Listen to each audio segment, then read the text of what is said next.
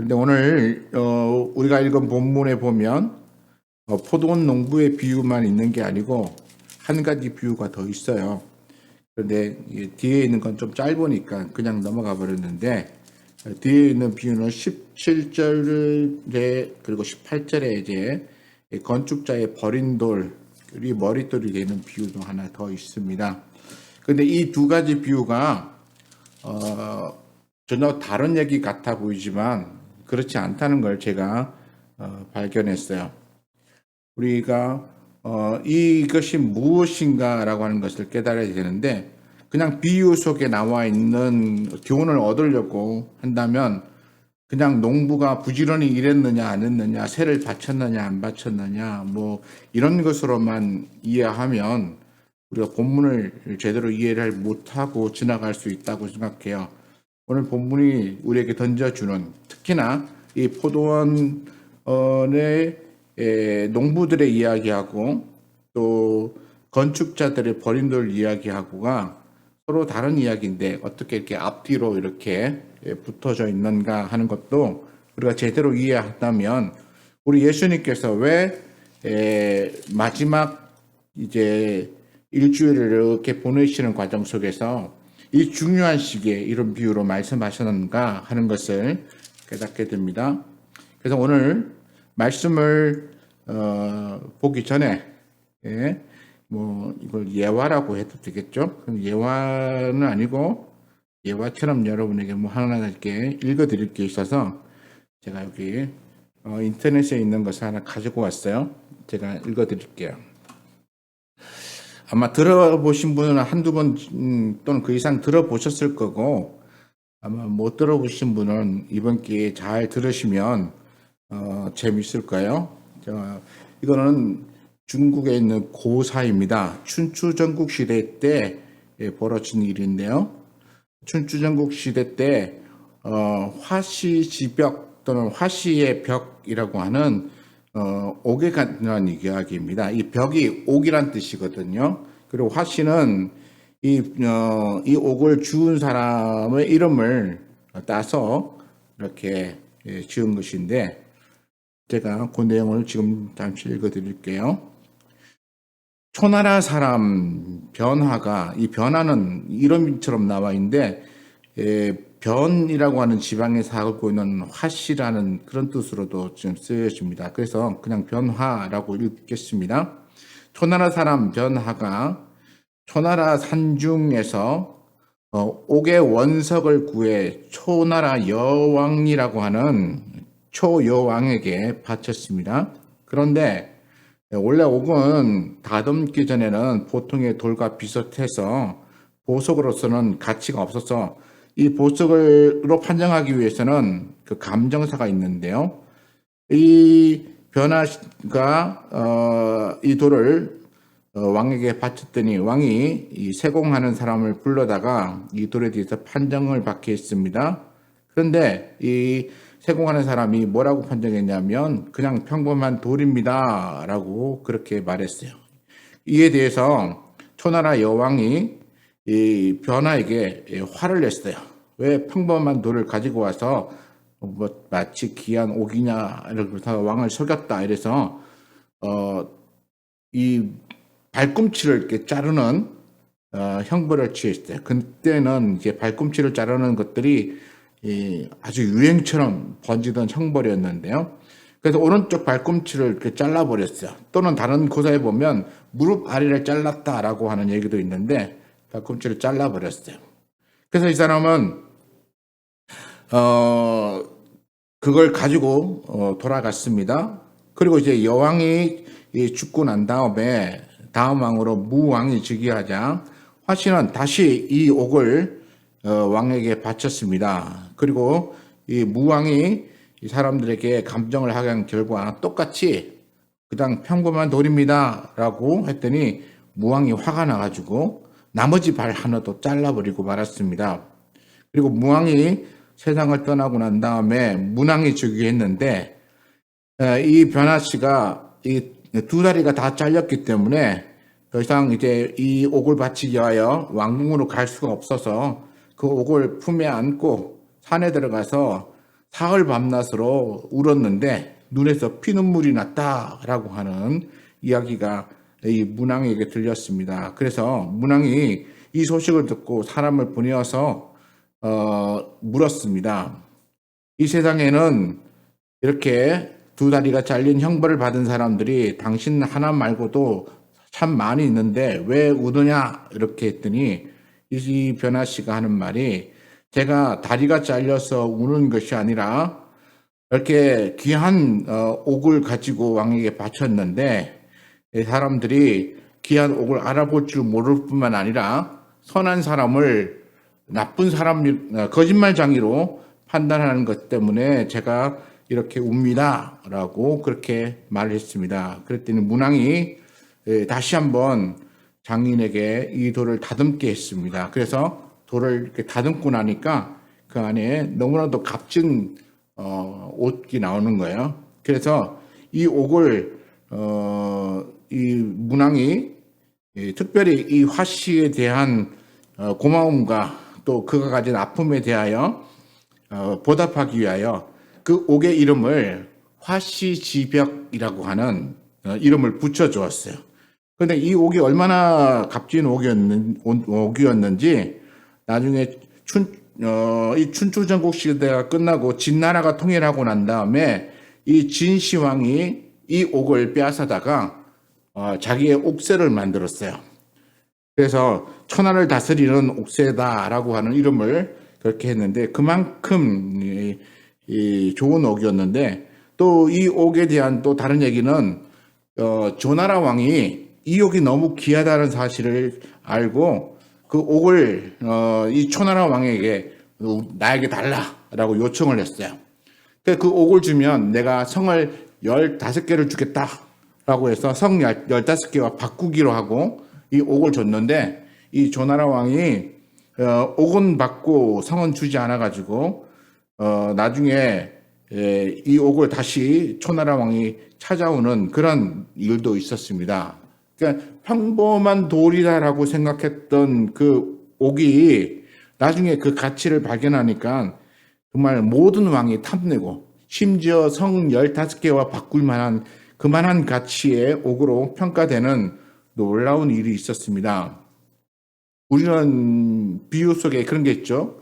흙 속의 진주 뭐 이런 비유도 있는데 이 화씨의 벽은 이 돌멩이처럼 보이지만 그러나 돌멩이 안에 숨겨져 있는 이 귀한 옥. 그래서 중국의 이 화씨의 벽 또는 화씨 지벽만한 가치의 옥이 없다라고 말해질 정도로 너무나 가치 있는 옥으로 중국은 평가하고 있습니다.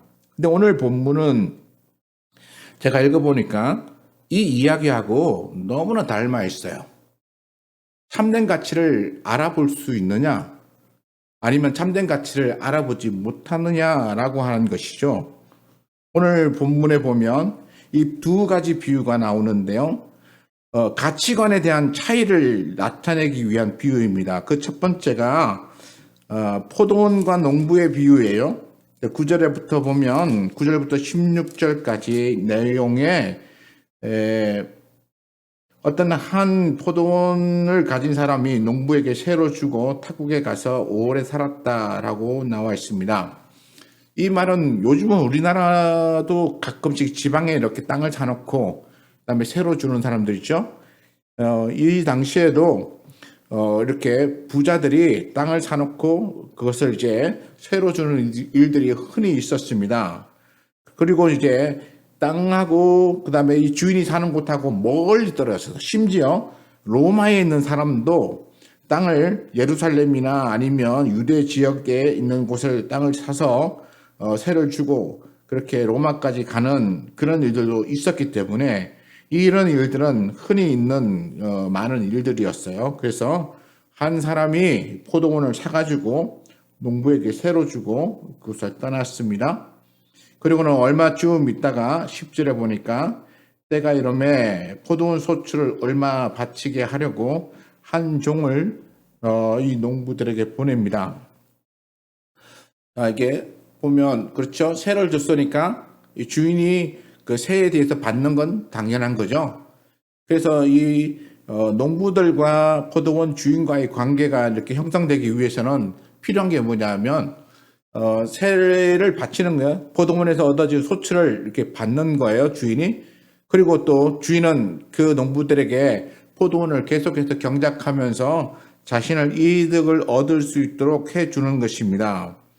그러니까 포도원에 세를 주고 또 세를 받고, 그래서 이 관계가 잘 형성이 되면 계속해서 이 관계가 쭉 해서 오래 가는 것이죠. 그런데 만약 이 세를 바치지 않는다면 어떻게 될까요? 이 관계가 깨어지는 것입니다. 그런데 이 농부들은 이렇게 생각했어요. 주인이 지금 이 포도원 근처에 살고 있지 않아요. 아까 말한 대로 먼 나라, 여기 보면 뭐 심지어 로마까지도 얘기했는데 타국이라고 하는 아주 먼 곳으로 갔습니다. 그러니까 지금 농부들은 자기들이 경작하고 있는 이 포도원은 자기들이 여러 해를 경작하면서 왔는데 이 주인이 돌아오지 않으면 무슨 일이 생길까요? 포도원의 주인이 없어지기 때문에 포도원이 자기의 것이 될 수 있다라고 그렇게 생각을 했던 것 같습니다. 그런데 주인은 먼 곳에 있었지만 이 포도원의 소출을 얻기 위해서 종들을 보내죠. 종들을 보내서 그 소출을 얼마를 달라고 그렇게 요청합니다. 근데 10절에 보니까 때가 이름에 포도원 소출 얼마를 바치게 하려고 한 종을 농부들에게 보내니 농부들이 종을 몹시 때리고 그저 보내었거늘. 주인이 이제 세를 달라 소출을 거뒀으니까 그 얼마를 우리에게 보내라 그렇게 요구했는데 이 농부들은 더 이상 이제 주인하고 관계를 이제 끊고 싶었던 것 같아요. 그래서 이 땅을 우리가 차지할 수 있다. 그러니까 종을 보내면 종을 다 때려서 돌려보내거나 아니면 다시 오지 못하게 하자라고 작정을 했던 것 같습니다. 그래서 종을 몹시 때리고 그저 돌려보냈다라고 10절에 말하고 있습니다. 그래서 주인이 그 이야기를 듣고 다시 농부들이 왜 그러지? 이러고 다른 종을 보내면 그러면 다시 말을 듣지 않겠는가 해서 또 다른 종을 보냅니다.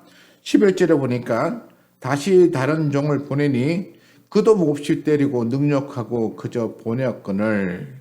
그러니까 두 번째 종을 또 보냈어요. 그런데도 이 소출을 그 종의 손에 들려서 돌려보내지 않고 그리고는 때려서 보냅니다. 네가 왜 왔냐? 그리고 그렇겠죠? 우리는 그 주인에게 줄 게 없다. 뭐 아마 그렇게 했을 거라고 생각이 돼요. 그렇게 주인과의 관계를 끊으려고 하는 이 농부들의 이런 태도를 볼 수 있는데, 그래서 주인이 이 이야기를 또 들었습니다. 그리고 난 다음에 12절에 보니까 다시 또 한 종을 보냅니다. 그래서 세 번째 종을 또 보내었더니 이 종도 상하게 하고 내쫓은지라 이렇게 되어 있습니다. 그러니까 첫 번째 종 때려서 그냥 돌려보냈죠. 빈손으로. 두 번째 종도 능욕하고 그저 돌려보냈습니다. 세 번째 종도 이번에는 아주 상하게 하고 쫓아버렸어요. 이 이야기가 지금은 누가복음을 읽었는데요. 마태복음에도 있고 마가복음에도 있습니다. 제가 마태복음의 비유를 한번 읽어드릴게요. 마태복음 21장 33절부터 46절까지 나와 있는 내용인데 그 내용을 한번 들어보시고 똑같은 것도 있고 좀 다른 것도 있으니까 한번 비교해 보세요.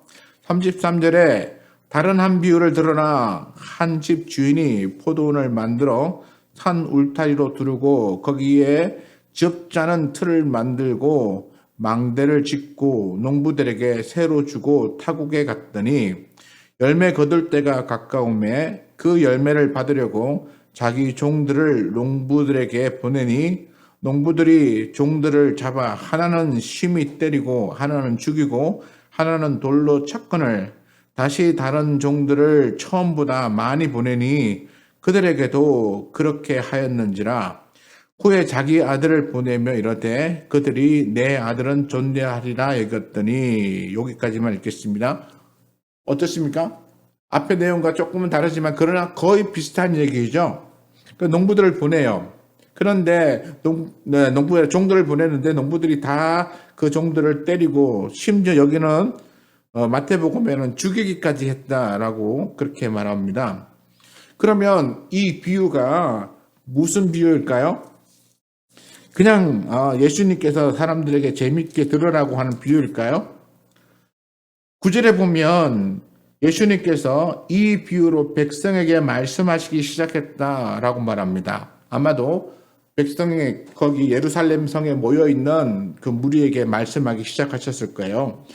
그런데 이 이야기는 어디에서부터 시작되냐면 20장 앞에 보면 20장 1절을 보면 하루는 예수께서 성전에서 백성을 가르치시며 복음을 전하실새 대제사장들과 서기관들이 장로들과 함께 가까이 와서 말하여 이르되 당신이 무슨 권위로 이런 일을 하는지 이 권위를 준 이가 누구인지 우리에게 말하라 이렇게 말해요. 그러니까 이 무리가 있는데 그 가운데 어떤 사람이 왔냐면 대제사장들과 서기관과 장로들이 왔어요. 예수님께서 지금 백성들에게 이 비유로 말씀하기 시작했어요. 그러니까 무리에게 전체로 말하고 있지만 그러나 실상은 누구 들으라고 하는 말씀이었습니까? 실상은 누가 들어야 될 말인가요? 실상은 예수님께서는 여기에 와서 그 자리에 함께하고 있는 대제사장과 서기관과 장로들 들으라고 하는 말이에요. 여기 보면 종들을 때리고 그리고는 포도원을 차지하겠다라고 하는 욕심을 부리는 사람들이 누구였을 거라고 생각이 되어집니까? 당연히 힘 있는 대제사장들과 서기관과 장로들인 것이죠.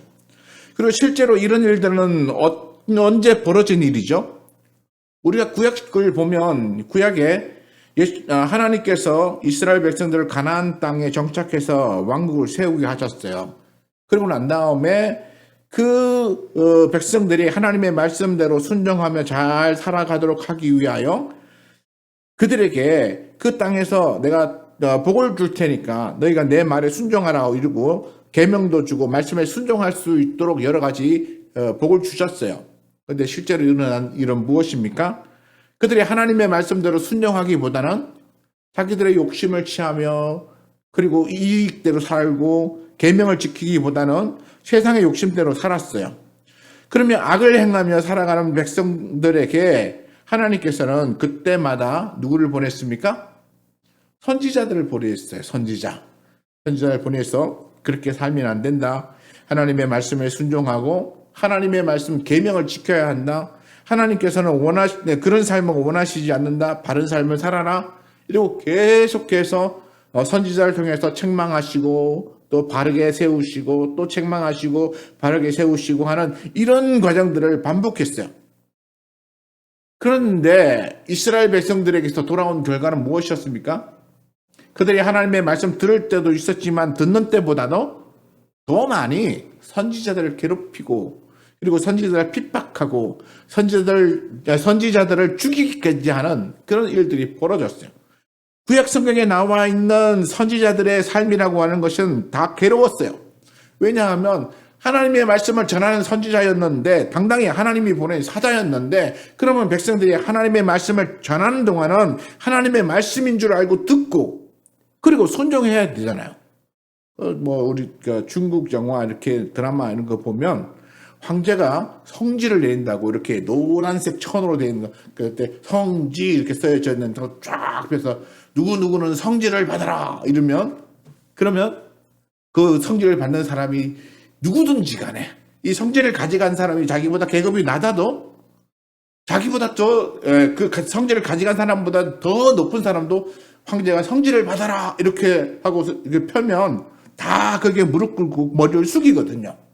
하나님의 말씀이 전해지면 누구든지 하나님의 말씀을 듣고 그리고 그 말씀에 순종할 준비가 되어 있어야 하는데 하나님의 계명을 가지고 간 선지자들을 핍박하고 때리고 또는 가두고 심지어 죽이기까지 하는 일들이 벌어졌어요. 근데 지금 예수님께서 이 농부들이 바로 그렇게 종들을 때려서 죽이고 하는 이런 일들을 벌인 사람들이다. 근데 구약 시대에 선지자를 때리고 죽이고 한 사람들이 누구입니까? 다 뭐 왕들이거나 권세 있는 자들이었어요. 그러니까 예수님께서는 이 포도원 비유를 통해서 권세 있는 자들에게 너희가 들으라. 너희가 하나님의 말씀을 듣고 하나님의 말씀에 순종하고 하나님의 뜻 가운데로 돌아와라. 그렇게 하나님이 원하신다라고 하는데 실제로 너희가 하나님의 말씀에 순종하지 않고 오히려 종을 핍박하고 때리고 그리고 심지어 죽이기까지 하는 그런 죄악을 행하고 있다라고 하는 것을 이렇게 에둘러서 이렇게 비판하시는 거예요. 그러니까 사실 백성들에게 말씀하시기 시작했다라고 하는 이 말은 실제는 그 가운데 있는 대제사장과 서기관과 장로들에게 들으라. 너희가 하나님의 말씀을 맡은 그런 농부들인데 그리고 하나님의 나라를 너희에게 그 계명을 통하여 주어졌는데 너희가 다스리고 맡고 있는 그것을 오직 하나님의 뜻대로 행하지 아니하고 너희들은 너희 욕심, 너희가 차지하고 너희가 얻으려고 하는 그 욕망에 따라서 너희들 마음대로 하려고 하는 것 같다라고 그렇게 책망하시는 거예요. 포도원 주인은 맡겨놨으니까 이제 그들에게서부터 뭔가 소출이 돌아오기를 기대하고 종을 보냈죠. 그런데 이 포도원을 맡아서 가꾸던 이 농부들은 주인에게 이 소출을 돌려주지 않을 뿐만 아니라 그 포도원을 자기 것으로 차지하기 위하여 욕심을 부리고 종들을 때려 죽이는 일이 벌어졌어요. 그래서 세 번째 종까지 보냈던 이 주인이 어찌할까? 이거 13절에 보니까 포도원 주인이 이르되 어찌할까? 이건 굉장히 뭔가 안타까워하는 그런 모습을 보여주고 있어요. 내 사랑하는 아들을 보내리니 그들이 혹 그는 존대하리라. 여기서 우리가 알 수 있는 이 13절의 이 내용은 뭐냐면 이 주인의 마음이에요. 이 주인의 마음이 이 종들을 때려서 돌려보내는 그리고 빈손으로 그저 보내는 또는 때로는 죽이고 하는 이런 아주 나쁜 일을 벌이고 있는 이 포도원을 맡고 있는 농부들에 대한 안타까움. 이들이 다시 돌아와서 좋은 포도를 맡은 청지기로서의 역할을 해주기를 기대하는 마음으로 이제 내 아들을 보내면 그들이 존대하고 소출을 돌려줄 뿐만 아니라 이제 주인과 농부의 올바른 관계를 회복할 수 있지 않겠는가라고 하는 그런 생각으로 아들을 보냅니다. 그런데 결과는 어떻습니까? 14절에 보니까 농부들이 그를 보고 서로 의논하여 이르되 이는 상속자니 죽이고 그 유산을 우리 것으로 만들자 하고 포도원 밖에 내쫓아 죽였느니라. 그러니까 아들을 보냈더니 아들도 죽여버렸어요. 실제로 이 아들을 죽이는 것이 예수님의 죽음으로 이어지죠. 근데 이 포도원 농부들은 생각하기를 그렇게 하면 이 포도원은 내 것이 될 수 있다라고 하는 거죠. 포도원은 내 것이 되고 그리고 내가 이 포도원을 차지하면 그러면 뭐 행복하게 살 수 있다. 왜냐하면 더 많은 소출을 얻어서 자기들 마음대로 하며 살 수 있다라고 그렇게 생각했던 것 같습니다. 그러니까 이런 무모한 또는 무도한 일을 벌이고 있는 것이라고 생각해요. 자, 여기서 우리가 한 가지 생각해야 될 게 뭐냐면 가치관의 차이예요. 어떤 가치관? 농부들은 포도원을 자기들의 소유로 만들면 자기들이 행복해질 수 있고 그리고 많은 부귀 영화를 누릴 수 있을 것이라고 생각을 했던 것입니다. 그런데 주인은 포도원에 있는 농부들이 주인과의 올바른 관계를 유지하고 회복해서 이렇게 좋은 관계를 유지해주면 계속해서 이 포도원을 농부에게 맡기고 그리고 농부들이 수고한 만큼 소득을 얻게 해주는 좋은 일을 하려고 그렇게 생각을 갖고 있었죠. 자, 이 두 가지 차이를 우리가 생각해야 돼요. 농부들은 내 거 만들면 독차지하면 내가 주인의 것을 빼앗아서 내 것 만들면 나는 부자가 되고 행복해질 거야. 근데 포도원 주인은 너희가 나하고 좋은 관계를 계속 잘 유지하면 너희는 그 포도원을 계속 경작할 수 있고 포도원에서 얻어지는 소출을 나에게 일부 돌려보내고 나머지는 너희가 다 차지할 수 있어 라고 말하는 거예요. 여러분 어떤 것을 택하시겠습니까? 빼앗아서 내 걸 만드는 거. 그래서 내가 내 마음대로 해서 내가 부자가 될 수 있다라고 생각하는 것을 취하겠습니까? 우리는 여기서 이 농부들이 가진 이 가치관이 굉장히 다르다는 것을 알 수 있어요. 내 소유로 만들면 내가 행복해질 수 있다고 생각해요. 그런 사람 있죠. 직원들 중에 일하는 사람들, 내가 사장이 되면 난 이렇게 안 할 거야. 우리 교육자들도 그러거든요. 전도사 때 그러면, 내가 나중에 담임 목사가 되면, 우리 목사님처럼 난 저렇게 안 할 거야. 근데 제가요, 담임 목사가 돼 보니까 그게 생각만큼 안 되더라고요. 그게 안 돼요. 잘하시는 분들 계시지만 책임감이 커지고, 그리고 이렇게 생각만큼 여건들이 잘 안 따라주고 일이 잘 안 되는 경우가 많아요. 내가 뭐 나중에 뭐가 되면 뭐 어떤 상황이 되면 내가 지금보다 훨씬 잘할 수 있어. 이건 자기 생각일 뿐이에요. 이 농부들도 마찬가지예요. 내가 이 포도원을 차지하면 내가 더 부자가 될 수 있을 거라고 생각을 했는데 그들의 생각이 잘못됐다는 거죠. 오히려 주인과의 좋은 관계를 유지하는 것이 자기가 포도원에서 일할 수 있고 소출을 얻을 수 있는 더 많은 기회가 주어질 수 있다는 사실에 대하여 그들은 망각해버린 거예요. 그냥 내가 빼앗으면, 그리고 내가 이것을 내가 독차지하면, 그러면 내가 영원히 이것의 주인이 될 수 있다라고 생각을 하는 이런 착각을 가지고 있었어요. 과연 그렇게 될까요? 오늘 이야기를 한번 보면 16절에 가면 이렇게 됩니다. 15절과 16절을 이렇게 제가 읽어보겠습니다.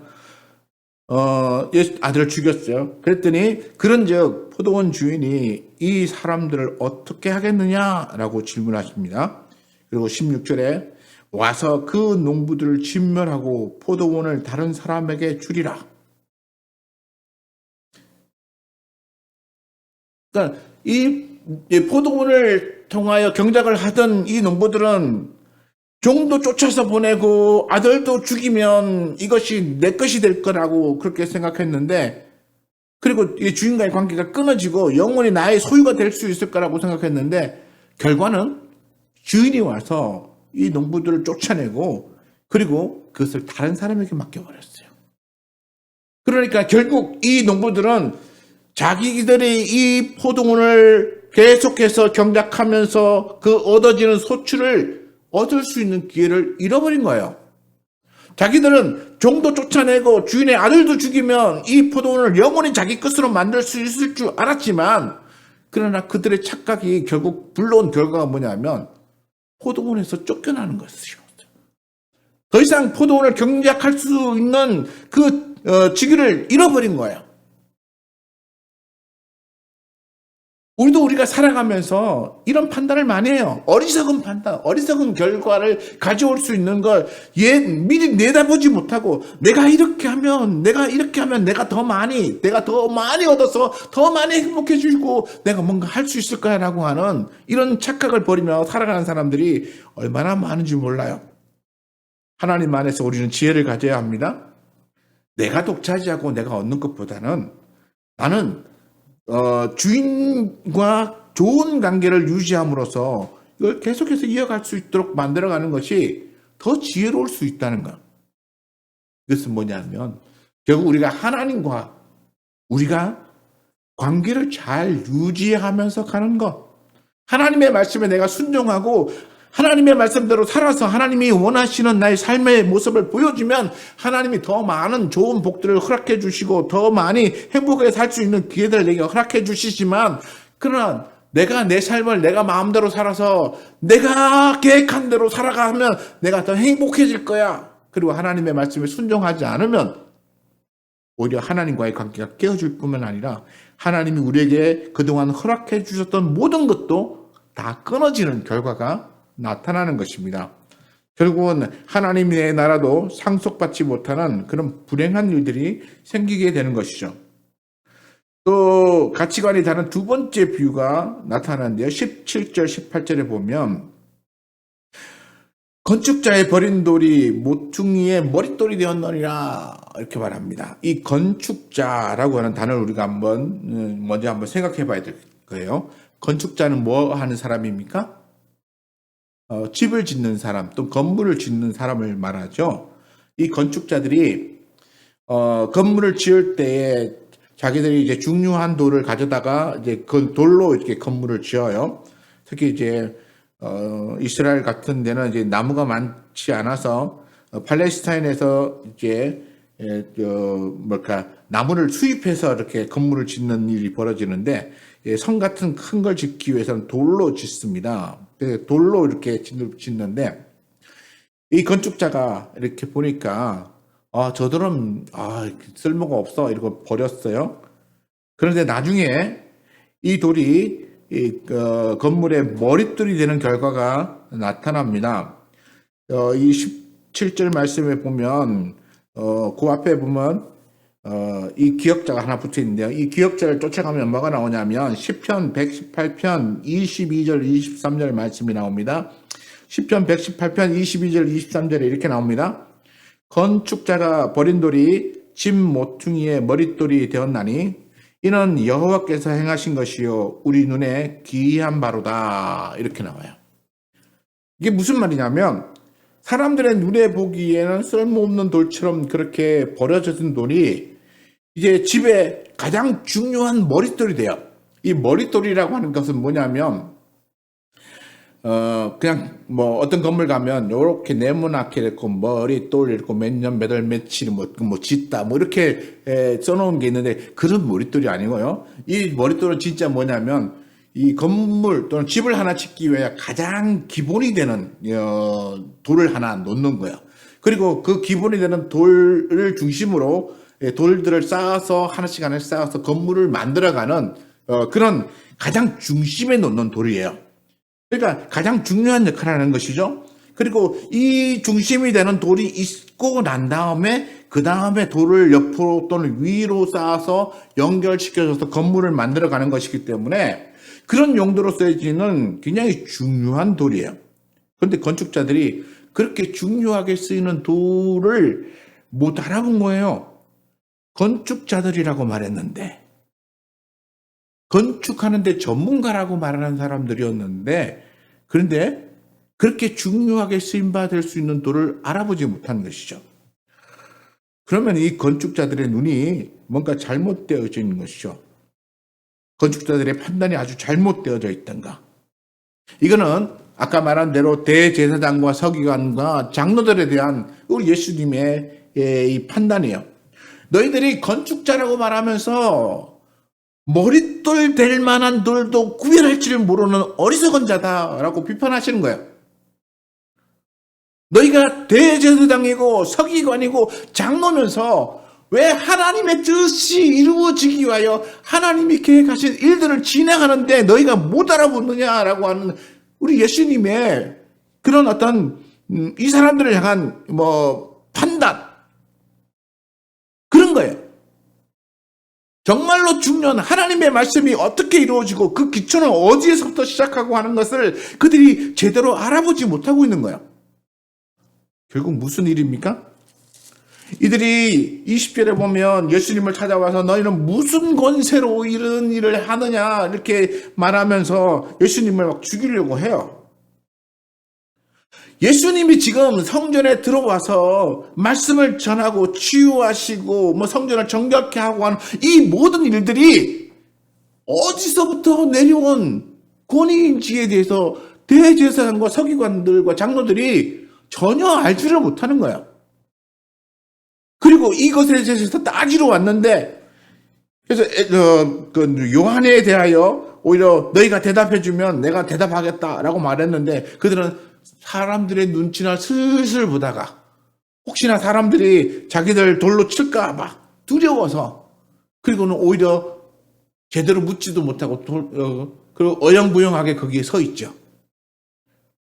그러니까 이 대제사장과 서기관과 장로들이라고 말하는 이 사람들이 하나님의 계획이 또 하나님의 뜻이 어떻게 이루어져 가고 있는지, 그리고 또 그 자리에서 말씀을 전하고 있는 예수님이 하나님이 보내신 머릿돌이라는 사실에 대해서 요만큼도 깨닫지 못하고 있는 거예요. 어리석은 판단하는 것이죠. 그들의 눈이 잘못되어 있는 거예요. 그들의 불신앙과 자기들의 이익에 눈이 멀어가지고 영적인 판단력을 갖지 못하고 있는 거예요. 하나님이 세우신 머릿돌을 그들은 쓸모없다고 죽여버리잖아요.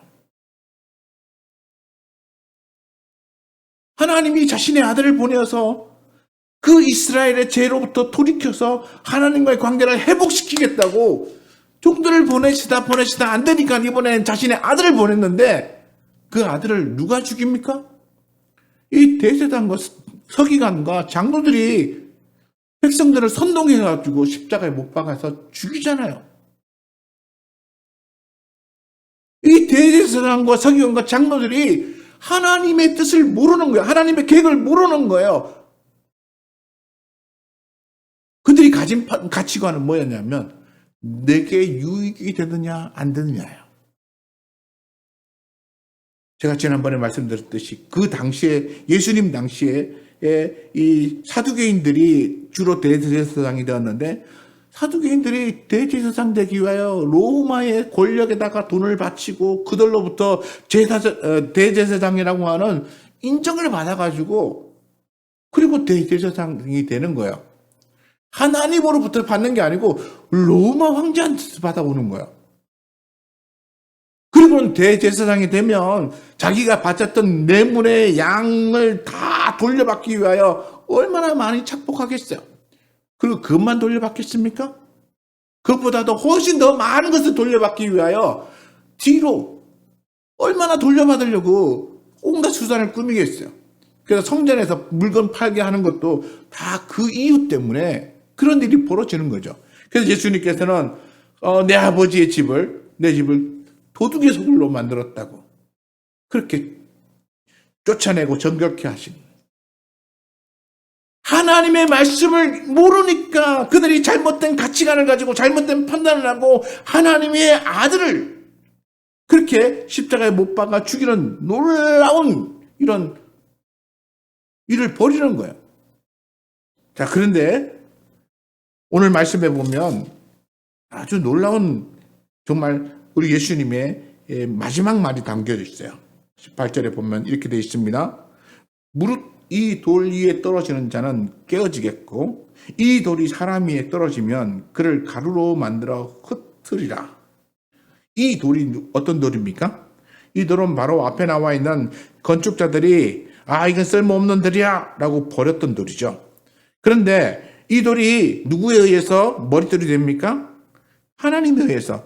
아까 시편 말씀 보니까 23편에 시편 118편 22절 23절 다시 한번 읽어드릴게요. 건축자가 버린 돌이 집 모퉁이의 머릿돌이 되었나니 이는 여호와께서 행하신 것이요. 그러니까 하나님께서 머릿돌로 삼으신 것이라고 말하고 있어요. 그러니까 하나님께서 이 쓸모없다고 버린 이 돌을 하나님께서 머릿돌로 만들었다고. 그래서 그렇게 만들어진 이 돌 위에 떨어지는 사람. 보면 여기 떨어지는 자라고 되어 있고 그 다음에 보면 사람이 그 위에 떨어지면 이라고 하는, 이 떨어진다는 단어가 두 번 나와요. 이 떨어진다는 게 무슨 뜻인지 아냐면 결국 이 돌에 부딪혀서, 또는 마치 질그릇이 여기 컵이 있는데요. 이 컵을 돌 위에다가 제가 떨어뜨리면 어떻게 됐습니까? 산산조각이 나죠. 또 반대로 돌을 위에서 이렇게 딱 떨어뜨리면 이게 어떻게 되겠습니까? 더 가루가 되는 거예요. 결국 이 도자기가 깨어지듯이 사람들이 돌 위에 떨어지면 깨어지고 또는 완전히 가루가 되어질 것이다. 근데 이 비유가 뭐냐면 결국 이 대제사장이나 서기관이나 장로들처럼 예수님을 향하여 비난하고 공격하고 그리고 그를 죽이려고 하는 이런 사람들은 돌 위에 떨어지는 사람들이에요. 그런 사람들은 결국 깨어짐으로써 심판을 받고, 그리고 돌이 와서 떨어지면 그러면 사람들이 그 밑에 깔려서 박살난다라고 하는 얘기는 마지막 때에 우리 하나님께서 예수님은 다시 이 세상에 심판자로 보내시는데 심판자로 오셔서 불신앙인들에 대하여 심판하실 때에 그 밑에 심판받는 불신앙자들이 어떻게 되겠느냐라고 하는 것을 보여주는 거예요. 오늘 우리가 하나님 나라의 가치관에 대해서 알아야 됩니다. 우리가 하나님이 우리에게 주신 예수님의 가치에 대해서 알아야 됩니다. 그리고 내가 지금 예배드리며 듣고 있는 성경 말씀에 대한 가치관도 내가 알아야 됩니다. 내가 이 땅에서 얼마나 잘 먹고 잘 사느냐에 우리가 관심이 너무 많아가지고 하나님의 말씀조차도 내가 잘 먹고 잘 사는 데에다가 맞추는 그런 일들을 벌이기 시작하면 우린 여기 있는 대제사장이나 서기관이나 장로들하고 다를 바 없는 사람이 될 거예요. 근데 우리는 내가 세상에서 잘 먹고 잘 사는 것에 대한 관심보다는 하나님과 나의 관계를 회복하고 하나님이 어떤 일을 이루시기를 원하시는지에 대한 그 계획에 대해서 내가 제대로 알고 그렇게 순종하는 사람이 된다면 그러면 우리는 좀 더 나은 삶을 살 수 있어요. 그리고 우리의 가치관은 훨씬 더 좋은 것에 두게 되고 그리고 좋은 것을 알고 깨달은 사람이 얻게 되는 것은 정말로 귀한 것일 수밖에 없는 것입니다. 결국에는 잘못된 가치관을 가지고 그리고 귀한 것을 제대로 알아보지 못한 이 어리석은 자들은 이 포도원에서 쫓겨나고 또는 돌에 깔려서 완전히 깨어져 버리는 이런 결과를 초래하지만 그러나 우리 주님께서 뭐라고 말씀하시냐면 베드로에게 너는 반석이라 내 교회를 내 위에 세우리라 이게 말씀하셨어요. 그러니까 예수님의 반석 위에다가 우리가 하나씩 벽돌이 쌓여지듯이 쌓여져 올라가서 우리 주님이 원하는 하나님의 나라를 이루는 우리의 그 벽돌이 되어진다면 우리는 하나님 원하시는 기쁜 삶을 살 수 있어요. 우리가 거기에 떨어졌으면 깨지지만 그러나 그 위에 쌓여지면 우리는 하나님이 기뻐하시는 교회가 되고 하나님의 나라가 되는 것입니다. 그렇기 때문에 우리 자신을 어떻게 사용할 것인가? 내가 반석과 부딪혀서 깨어지는 돌이 될 것인가? 아니면 깔려서 박살나버리는 돌이 될 것인가? 아니면 우리는 그 머릿돌을 중심으로 그 위에 쌓이고 옆에 쌓이고 차곡차곡 쌓여서 서로 연결되어져서 하나의 건물을 이루는 그러한 벽돌이 될 것인가? 우리는 스스로 생각해 봐야 하는 것입니다. 그리고 참된 가치는 그것을 알아보는 자, 그리고 그것을 알고 그것의 그 가치에 따라서 살아갈 수 있는 삶을 살아가는 사람, 그런 사람에게 정말 좋은 결과가 따른다는 사실을 우리가 기억해야 하죠. 그러면 오늘 말씀 쪽에서 그냥 농부가 주인에게 세를 안 주어서 쫓겨났다라고 하는 것으로 이해하면 우리는 아주 조금밖에 이해를 못하지만 그러나 여기서 하나님과의 관계가 얼마나 중요한지에 대하여 말씀하고 계시는 그 내용을 이해하고 내가 하나님과의 관계를 제대로 하나님이 역사하시는 것을 제대로 이해하고 순종하는 삶을 살겠다라고 생각하면 우리는 훨씬 더 나은 삶을 살 것입니다. 오늘 이 말씀을 마음에 기억하시고 더 나은 것을 알아보시는 그래서 참된 가치를 쫓아 살아가시는 저와 여러분 되시기를 축원합니다. 기도하겠습니다.